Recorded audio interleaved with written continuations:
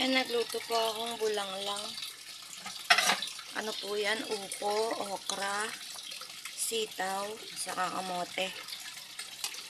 Ayan. Tsaka po may inihaw na talapia. Yan po ang favorite ulam ko.